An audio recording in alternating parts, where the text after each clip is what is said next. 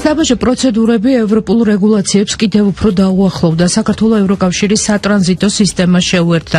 რამდენად ამარტივებს ახალი სისტემა გადამზიდავებისთვის საბაჟო პროცედურებს, რამდენ ქვეყანაში იმოქმედებს საქართველოს საბაჟოს მიერ გაცემული დოკუმენტაცია და რა უპირატესობა აქვს სიახლეს ბიზნეს სუბიექტებისთვის. პირდაპირ ეთერშია გადაცემა ეკონომიკსის სტუდიაში ჟურნალისტი ირმა ებრალიძე მუშაობს. გამარჯობა, დღეს ჩვენი გადაცემის სტუმარია შემოსავლების სამსახურის საბაჟო ტრანზიტის სამმართველოს უფროსი ნათია ბასილაია. ერთად შევაფასოთ ეკონომიკური მოვლენები. სტუმარი ეკონომიკსში. ნათია, გამარჯობა. მოგესალმებით, მადლობა რომ ხართ გადაცემის სტუმარი და აქვე ჩვენი მსმენელისთვის და მაყურებლისთვის განმარტავთ, რომ თქვენი დეპარტამენტი სულ რაღაც 2 თვეა, ხო, რაც შეიქმნა, მას შემდეგ რაც ეს ახალი სისტემა გაეშვა. უფრო დეტალურად რო გითხრათ, რას ნიშნავს ახალი სისტემა NCTS-ი, აბრევიატურას ესე ითარგმნება, რომ მოგვიყვეთ ამის შესახებ. და რა შეიცვალა საბაჟო პროცედურების კუთხით? დიახ, რა თქმა უნდა, მოგესალმებით, მივესალმები მსმენელებს. ახალი კომპიუტერიზებული სატრანზიტო სისტემა გახლავთ, NCTS-ის აბრევიატურა და რას გულისხმობს ეს? საქართველოს მიმდინარე წლის 1 თებერვლიდან შეუერთდა საქართველოსა და ევროკავშირის შორის ასოცირების ხელშეკრულების მე-13 დანართით გათვალისწინებულ კონვენციებს. ეს გახლავთ საერთო სატრანზიტო კონვენცია და საქონლით ვაჭრობის გამარტივებების შესახებ კონვენცია. ამ კონვენციების გათვალისწინებით საქართველოს გახდა ერთიანი ქსელის ნაწილი, რომელიც მოქმედებს, მუშაობს, დანერგილია ევროკავშირის ეგიდით ჯამში 37 სახელმწიფოში. ერთი ფანჯრის პრინციპით, ერთი ფანჯრის პრინციპით, ერთი დეკლარაციით, ურთიერთაღიარებული გამარტივებით, ურთიერთაღებული გარანტიებით და გამარტივებული პროცედურებით. უფრო დეტალურად რო ვისაუბროთ ამასთან დაკავშირებით და როგორ იყო მაგალითად აი 1 თებერვლამდე და როგორ არის 1 თებერვლის შემდეგ კონკრეტულ მაგალითზე? შევადაროთ, ანუ საქართველოსდან წასულ ტვირთებზეც ვისაუბრებ და იმპორტთან მიღებულ ტვირთებზეც ვისაუბრებ. საქართველოსდან როდესაც ექსპორტზე გადიოდა საქონელი, ან ტრანზიტით კვეთდა ჩვენს ქვეყანას და შემდგომ შედიოდა ევროკავშირის ტერიტორიაზე, ჩვენთან შიდა ეროვნულ დონეზე ივსებოდა შესაბამისი დოკუმენტი, აღრიცხვის მოწმობა იქნებოდა ეს თუ საბაჟო დეკლარაცია, ხოლო ევროპაში შესვლის შემდგომ იბეჭდებოდა NCTS სისტემაში საერთო დეკლარაცია T1, რომელსაც საქართველოს ამ დრომდე ვერ ფარავდა და ჩვენთან შევსებული დეკლარაციით ვერ ხვდებოდა ტვირთი პირდაპირ ევროპაში. ასევე ევროპიდან როდესაც მოდიოდა ტვირთი საქართველოს დანიშნულებით, ან ჩვენი ქვეყნის გავლით მიდიოდა თქვათ ჩვენს მეზობელ სახელმწიფოებში ან შუა აზიაში, საქართველოს თავის ეროვნულ დოკუმენტს იყენებდა შიდა ინტერესებისთვის, რომელიც არ გახლდათ საერთაშორისო დოკუმენტი და ამ ერთი გარანტიით, ერთი დეკლარაციით, ერთიან სისტემაში განთავსებული დეკლარაციით, რომელსაც ხედავს 37 კონვენციის წევრი სახელმწიფო, ვერ ხდებოდა ტვირთის გადაზიდვა. უფრო მეტი რო ვთქვათ ამასთან დაკავშირებით, ეს გახლავთ ერთიანი დოკუმენტი, რომელსაც ხედავს როგორც ჩვენი საბაჟო სამსახური დეკლარაციებს, რაც მოდის ჩვენი დანიშნულებით, ასევე კერძო სექტორის მხრიდანაც რო შევხედოთ და მათი უპირატესობები დავინახოთ, თვითონ კომპანიებისთვისაც არის მარტივი და გამჭვირვალე პროცედურა, ვინაიდან მათი დანიშნულებით წამოსული ტვირთების შესახებ ინფორმაცია როგორც საქართველოს საბაჟოს, ანუ უწყებას, ასევე თვითონ კერძო კომპანიებსაც აქვთ დეტალურად საქონლის მონაცემები, ექსპორტიორი, გამომგზავნი, ყველა ქვეყნის საზღვრის კვეთას ხედავენ, თქვათ, მოდის გერმანიიდან, უნდა გამოიაროს რამდენიმე სახელმწიფო და თურქეთის გავლით, თქვათ, უნდა შემოვიდეს სარფში. ხედავენ თავიანთი ტვირთების მოძრაობას, რომ ჩვენგან წასულ ტვირთებზეც არის საუბარი და იმპორტზე მისაღებ ტვირთებზეც, რომელი ქვეყნის საბაჟოები გაიარა, სად დაყომდა, აქვთ ამის შესახებ მყისიერი ინფორმაცია.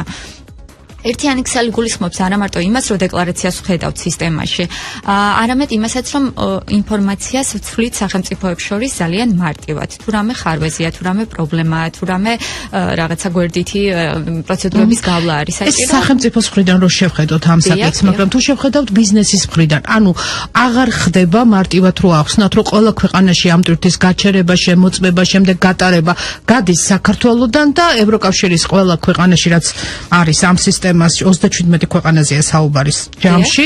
აი არ ჭირდება, დროს არ კარგავენ, ნერვების ბაზით აღარ უჯდებათ და ასე შემდეგ. აი ბიზნესის კუთხით აი ეს რო გავშალოთ ხარჯების და დროის ფინანსების და დროის დაზოგვარაც ბიზნესისთვის არის ყველაზე მნიშვნელოვანი, ხო?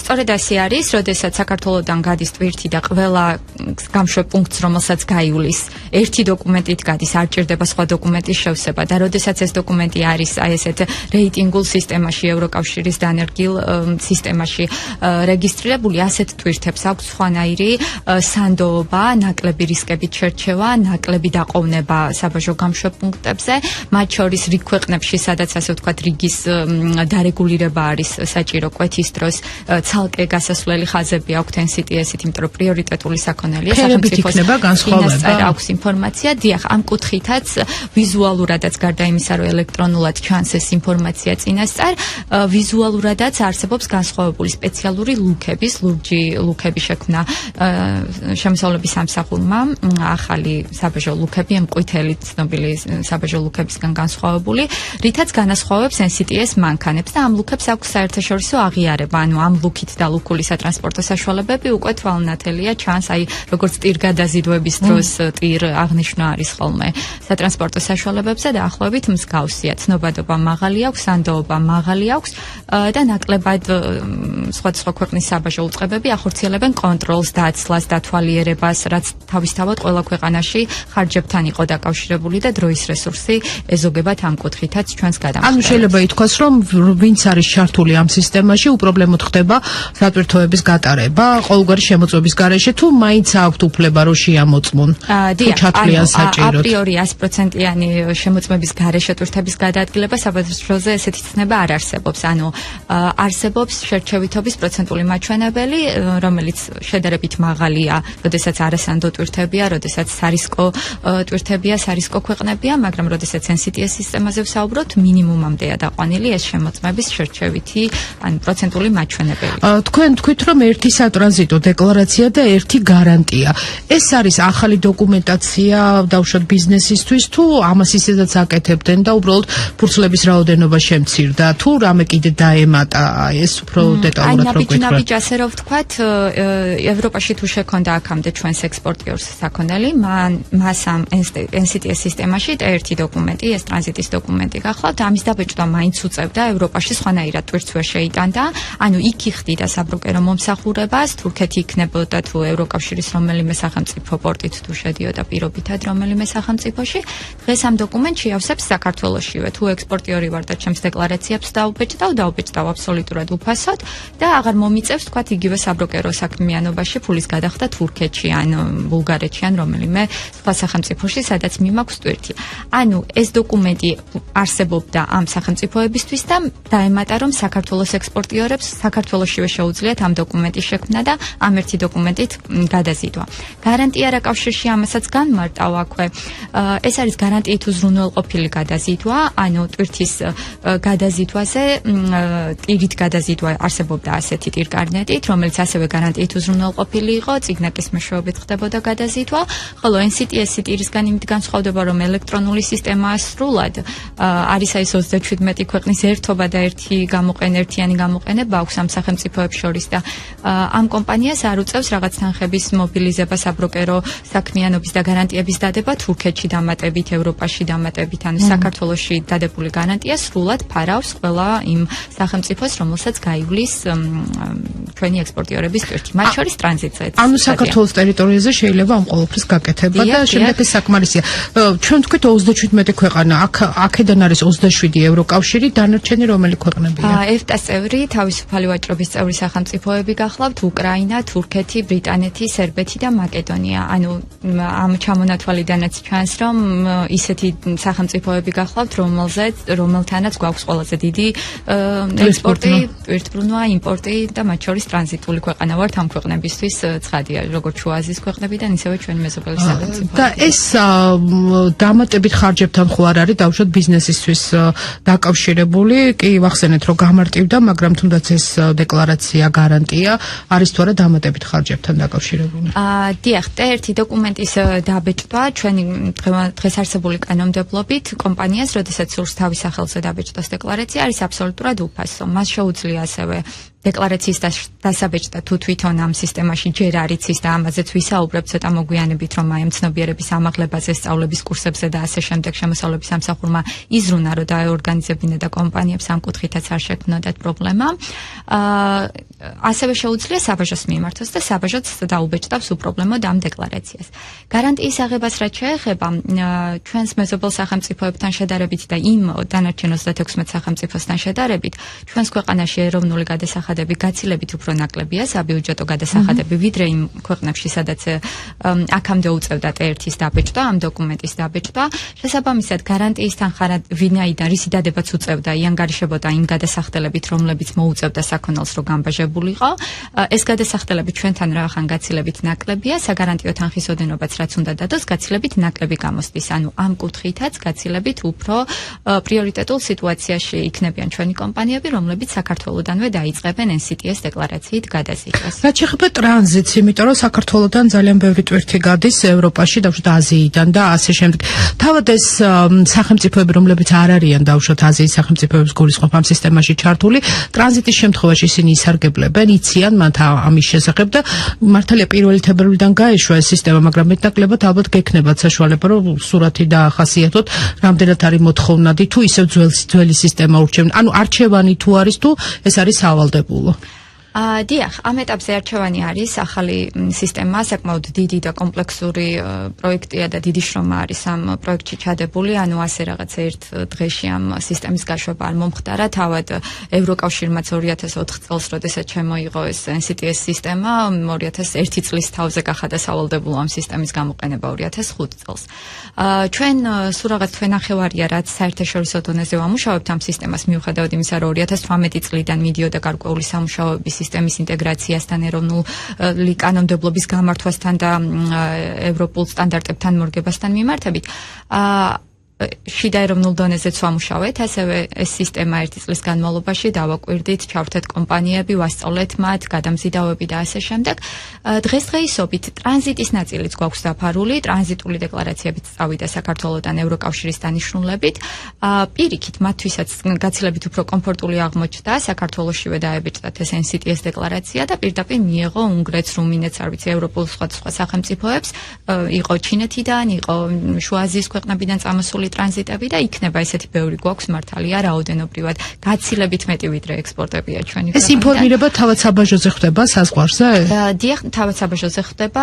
შემოსავლების სამსახური ამ ცნობიერების ამაღლების კუთხით იყენებს ყველა პლატფორმას, რომ გადამხდელებს მიაწვდინოს ინფორმაცია, მათ დაეგზავნათ შესაბამისი შეტყობინებები, მათ შორის გადამზიდავებს, ვინც პირობითად ტრანზიტულ ტვირთებს ემსახურება საქართველოს ტერიტორიის გავლით, დაეგზავნათ შეტყობინებები, RSG-ზე დევს ბევრი სახის ინფორმაცია, რელიზის სახის, სიუჟეტის სახით, ჩატარდა შეხვედრები ასოციაციებთან, ექსპორტიორებთან, აი ამ შეხვედრებთან დაკავშირებით მინდა უფრო დეტალურად კითხოთ. ანუ იყო ცოტა ხნის წინ ინფორმაცია, რომ თქვენ ბიზნეს ასოციაციის წარმომადგენლებს შეხვდა შემოსავლების სამსახური. თავად საინტერესოა, მე ყოველთვის მაინტერესებს ხოლმე ამ დახურული შეხვედრის დეტალები.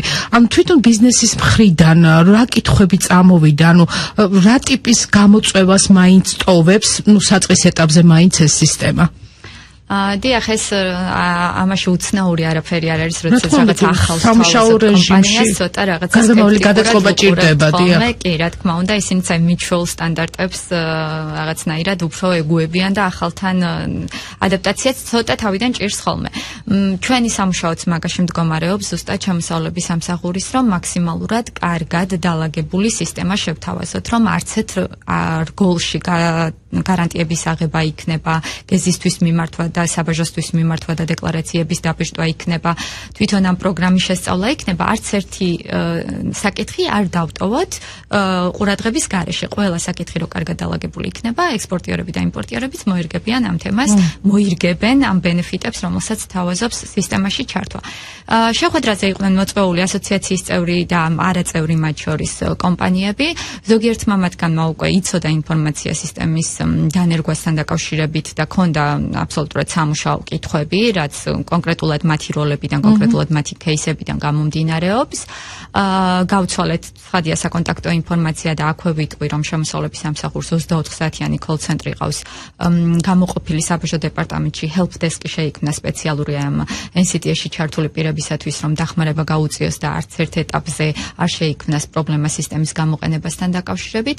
შეხვედრაზე იყვნენ ასევე საბანკო სექტორი, სადაზღვეო სექტორი, რომელსაც გარანტიების ნაწილში უწევს ჩაერთოს ამ სისტემაში და მასაც თავისი სარგებელი ექნება. ცხადია, ძალიან დიდი ბაზარი იხსნება ამ კუთხითაც, რომ გარანტიების აღებას საქართველოში მოისურვებს ძალიან ბევრი ექსპორტიორი ჩვენგან და მათ შორის ტრანზიტის გარანტიის აღებას დაზღვევის ელემენტით? დიახ, დაზღვევის ელემენტია, სადაზღვეო გარანტია იდება ამ ტვირთზე, რომ საქართველოდან წასული ეს აუცილებელია ეს გარანტიით უზრუნველყოფილი გადაზიდვა გახლავთ, დიახ, აუცილებელია ეს გარანტია, ანუ ასე შეიძლება ითქვას, რაღაც ვირტუალური თანხა არის, რომელიც გადაზიდვის პროცესში ინახავს სადაზღვეო კომპანია, ანუ სახელმწიფო აჩერებს ამ თანხას, როგორც კი ტვირთი ჩავა და გერმანია დაადასტურებს, რომ მიიღო ეს ტვირთი პირობითად გერმანია, ის გარანტია ისევ აღდგება, ისევ შეუძლია გამოიყენოს კომპანიას. ამ შემთხვევაში არაფერს არ კარგავს. და თუ ტვირთი ვერ ჩავდის დანიშნულების ადგილამდე? ასეთი შემთხვევები თითქმის ევროპული პრაქტიკის განმავლობაში არ არის, რომ ტვირთს რაღაცა პრობლემა შეექმნას. აქაც ბარემ დავაზუსტოთ ეს ნაწილიც არის ხოლმე ეს კითხვა ხშირად გადამხდელების მხრიდან. ჩვენთანაც ყოფილა, რომ ტვირთს რაღაცა საგზაო შემთხვევაში მოხდა, რაღაცა ფორს-მაჟორი, რაღაც პირობების გამო ვერ მივიღეთ ტვირთი, გადამხდელმა ვერ მიიღო საქონელი, განადგურდა, დაზიანდა, არ აქვს მნიშვნელობა.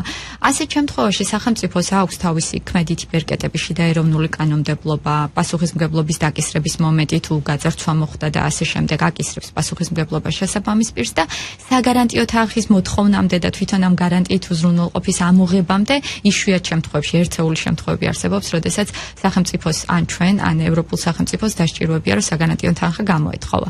აქედან გამომდინარე, ეს ნაწილი თავისი სტატისტიკებით კარგად აუხსენით საბანკო და სადაზღვეო სექტორსაც და ისინი უკვე გასცემენ მილიონიანი გარანტიები, არაერთი უკვე დაიდო ჩვენი ექსპორტიორებისთვის, მათ შორის ტრანზიტის პროცედურაში ჩართული პირებისათვის და ეს გარანტიები მუდმივ რეჟიმში მუშაობს უკვე აი ამ თვენახევრის განმავლობაში ტრიალებს, ანუ ჩადის მანქანა აღდგება გარანტია, ჩადის მანქანა აღდგება გარანტია, ანუ თითოეულ სატრანსპორტო საშუალებაზე დადებული გარანტია რაღაც პერიოდი ჩერდება, სანამ გზაშია ტვირთი, როგორც კი. ანუ რისკი შეიძლება ითქვას, რომ მინიმალურია და ამიტომ შეიძლება ანუ სადაზღვეობისთვისაც მომგებიანი არის აბსოლუტურად და მე ვფიქრობ, რომ ჩვენ ვფიქრობთ, რომ ქართული სადაზღვეო და საბანკო სექტორი უკვე ხედავს აი ამ ბენეფიტებს, რომელიც ჩნდება მათთვისაც აი ამ სისტემის დანერგვით და გარდა ამისა, აი აქვე გადავალ კიდევ ერთ რგოლზე, რომ დეკლარაციის დაბეჭდვა და გარანტიის დადება თუ არ სურს კომპანიას თვითონ, ერთი ვთქვი, რომ აქვს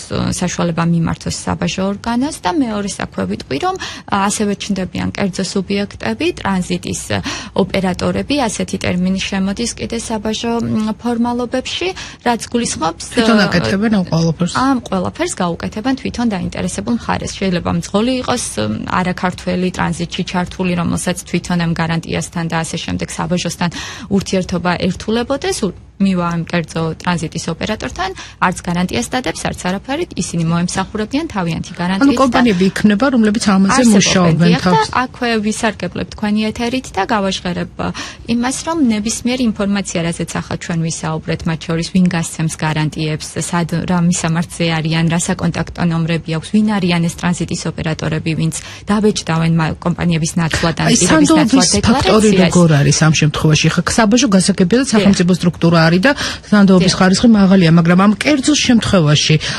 სანდოობის ხარისხი როგორ არის? ვინ იღებს ამაზე პასუხს? აქვს მაკონტროლებელის როლი ამ შემთხვევაშიც. ის რომ იმისთვის რომ ტრანზიტის ოპერატორი გახდე და დეკლარაციები დაუბეჭდოს ხვებს შენი გარანტიით, ამისთვის აუცილებელი პირობები გაწერილია ფინანსთა მინისტრის 257 ბრძანებაში, მე-20 დანართი გახლავთ, სადაც ანუ ესე უბრალოდ ცუდი ისტორიის მქონე, პატარა ისტორიის მქონე კომპანია ვერ გახდება ამ საქმიანობის უფლებას ვერ მიიღებს.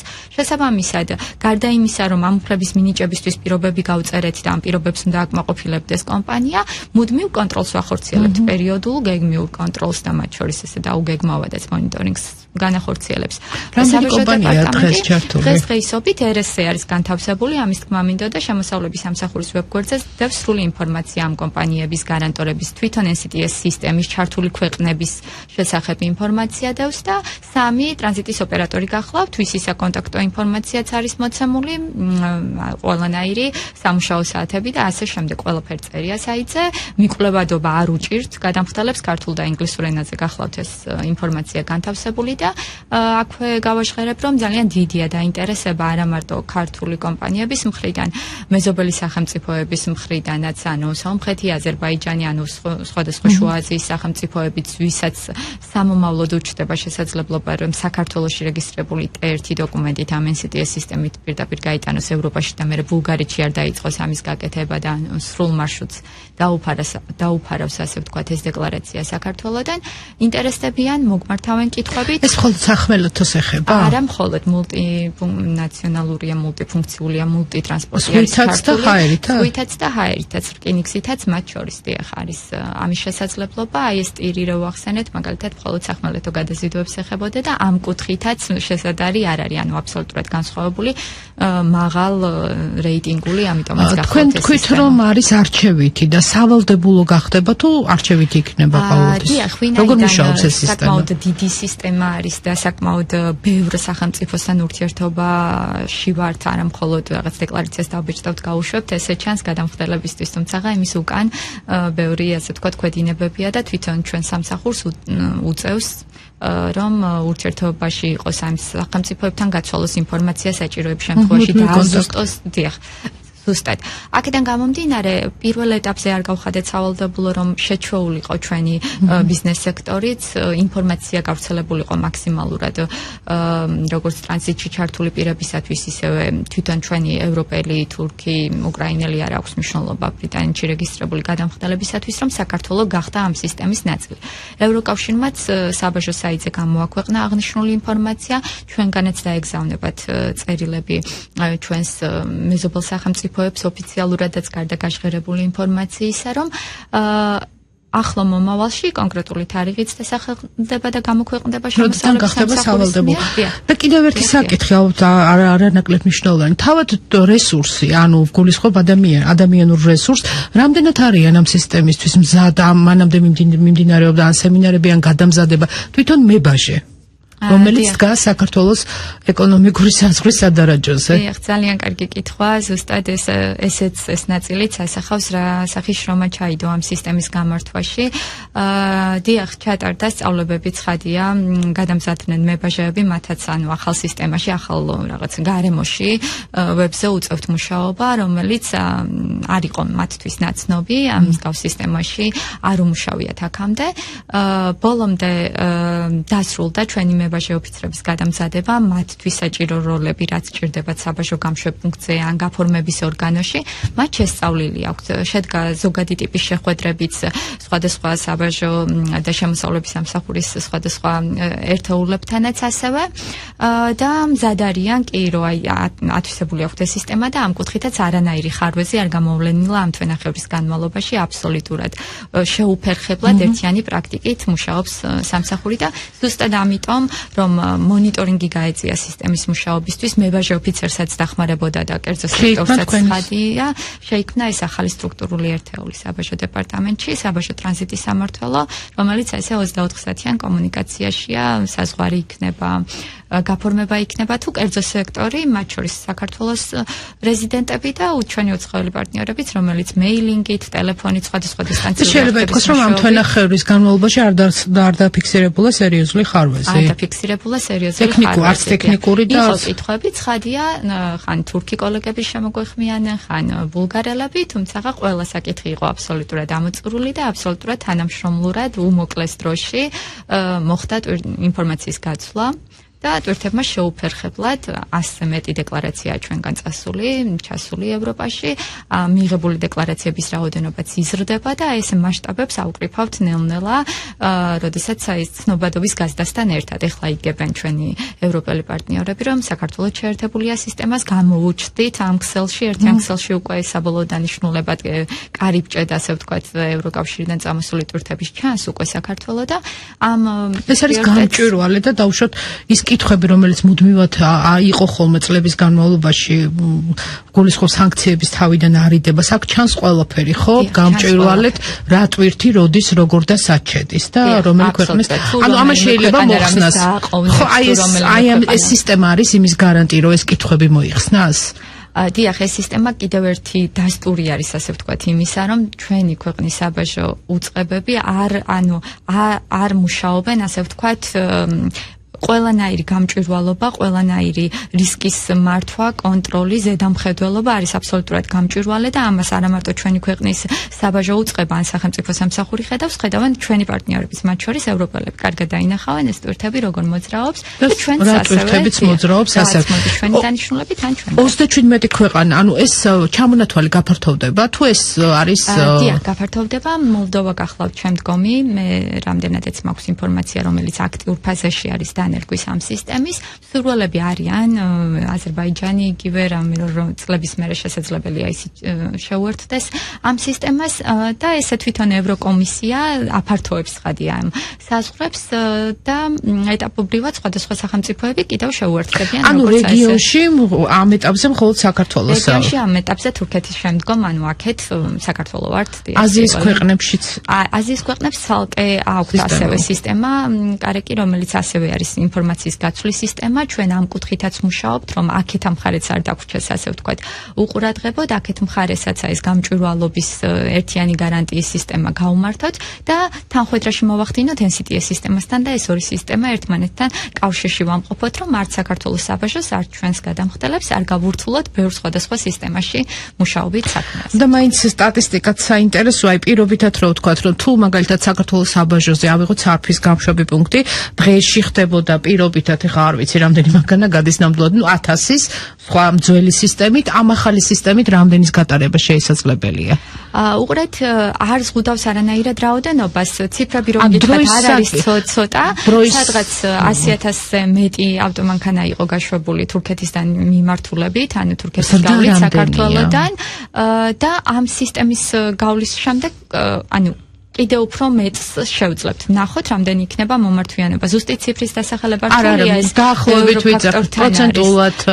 ვიძახი, ანუ დავშვათ 10%-ით მოიმატებს 20-ით 30-ით პირობითად, ანუ იქნებათ ალბათ დათვლილი. უბრალოდ აქვე ვიტყვი, რომ ამ სისტემის დანერგვამდეც სარფში საქართველოს მხარეს სარფს გულისხმობ, არა თურქეთის მხარეს, ანუ პროცედურები საბაჟო კუთხით იყო ისედაც გამარტივებული და 5-8 წუთს არ ცდებოდა დაყოვნების დროს ჩვენი მხრიდან, ჩვენი კუთხით ავტომანქანების თუ საჭირო შეიქმნება და მომართვიანობა გაიზრდება, ჩვენ მზად ვართ NCTS-ისთვის ამ თემის პრიორიტეტიზაციისთვის ცალკე გეითები გავაკეთოთ, რომ პრიორიტეტულად შეფერხების გარეშე ამ სისტემაში ჩართულმა მაღალ რეიტინგულმა ტვირთებმა, ასე ვთქვათ, სანდო ტვირთებმა, ნაკლებად სარისკომ უპრობლემოდ გაიარეს ანუ სფერის დატანება უკვე ხდება თუ ეს ხდება, დიახ, არიან ჩვენი ექსპორტიორები, რომლებიც თვითონ ლუქავენ სატრანსპორტო საშუალებებს, საბაჟოდან აიღეს ეს ლუქები, ან ამის სპეციალური პროცედურა არსებობს, რომელიც ამ 257 ბრძანებაში გვაქვს გაწერილი. კომპანიებს სწავლობთ, ანუ ვისაც აქვს უფლებამოსილება მიიღოს ეს ლუქები, იღებენ ამ ლუქებს და ლუქავენ ამ ლუქებით და საბაჟოც ლუქავს ხადია. ეს ყვითელი, წითელი დერეფანი ისინი ისევ რჩება? დერეფანი რჩება, ეს დეკლარაციასთან მიმართებით არსებული დერეფნები არის, თუმცა აი ამ NCTS სისტემაზე გადასვლა, კიდევ ერთხელ ვამბობ, არის იმის ნიშანი, რომ რასაც ეს დეკლარაცია ახლავს, ამ დეკლარაციის, ამ ტვირთის შესახებ ინფორმაცია მე წინასწარ მაქვს გერმანიიდან რო დაიძრა ტვირთი, მე უკვე ვიცი რა მოდის, რა რაოდენობის მოდის, რომელი მიმღებია, რომელი გამომგზავნია, შესაბამისად არა მართლზომიერ რენდომულ შემთხვევით გაწიცლებას გვერდსაული და არ არის საჭირო ზედმეტად დავაყოვნოთ ეს ტვირთები. ანუ ფაქტობრივად არის იმის გარანტია, რომ წითელ დერეფანში შემცირდება ცხადია ამ ტვირთების შერჩევითობა წითელშიც და ყვითელ დერეფანშიც, რომელსაც ახლავს NCTS დეკლარაცია და ინფორმაციას საბაჟო ისედაც ფლობს წინასწარ ამ სისტემის მეშვეობით. ძალიან ცოტა დრო გვჩება და რომ შევაჯამოთ ჩვენი ასე ვთქვათ გადაცემა და თქვენი რეკომენდაცია, რას ურჩევდით გადამზიდავებს, იმპორტიორებს, რომლებმაც ჯერ კიდევ არ იციან ამ სისტემის შესახებ და ან ვინც იციან.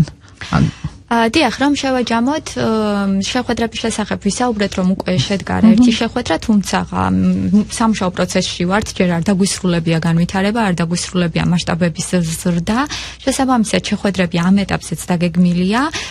სწავლება ფინანსთა სამინისტროს აკადემიამ დაიწყო ყველა დაინტერესებული პირისთვის, ვინც მიმართავს თვითონ მოინდომებს NCTS სისტემაში დეკლარაციის ბეჭდვას და მინდა გითხრათ, რომ მომართვიანობა არის საკმაოდ მაღალი, ძალიან დიდი დაინტერესება არის კერძო კომპანიების მხრიდან, გადამზიდავების მხრიდან მათ შორის, სურთ რომ ასე ვთქვათ, full service-ი შესთავაზონ თავიანთ მომხმარებელს, გადაუზიდონ ტვირთი, NCTS დეკლარაციაც დაუბეჭდონ, საბაჟო მომსახურებაც გაუწიონ. მივესალმებით ყველა ასე ვთქვათ, წამოწყებას ჩვენც თვითონ გადამზიდავების, ექსპორტიორების და იმპორტიორების მხრიდან ვეხმარებით ყველა კუთხით. ყველა ასპარეზს ვიყენებთ იმისთვის, რომ გადამხდელებამდე მივიტანოთ ყველა საჭირო ინფორმაცია და ველოდებით მასშტაბების ზრდას. ამ მასშტაბების ზრდასთან ერთად მე ვფიქრობ, რომ ჩვენი ბიზნეს სექტორი უფრო და უფრო მეტად შეიგრძნობს იმ პლუსებს და ბენეფიტებს, რაც ამ სისტემის გამოყენებას აქვს. ანუ დროის და ფინანსების დაზოგვას. რაც თავარია ბიზნესში. ძალიან დიდი მადლობა, წარმატებებს გისურვებთ. შემოსავლების სამსახურის საბაჟო ტრანზიტის სამმართველოს უფროსი ნათია ბასილაია იყო ჩვენი გადაცემის სტუმარი.